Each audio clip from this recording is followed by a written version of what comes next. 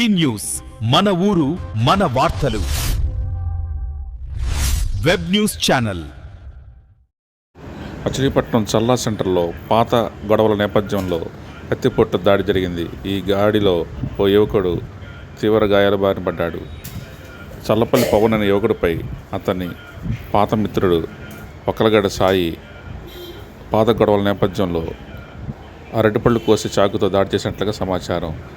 ఈ ఘర్షణలో తీవ్ర గాయాలు పడిన చల్లపల్లి పవన్ను ప్రభుత్వ సర్వజన ఆసుపత్రిలో చికిత్స అందిస్తున్నారు.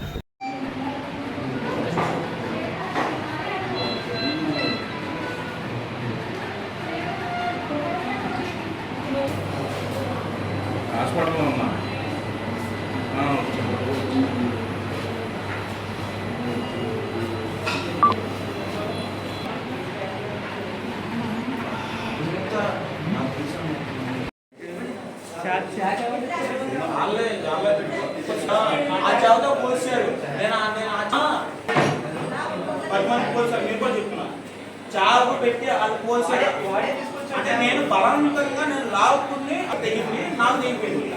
నేనైతే ఓపిక చాకే తీసుకురాను.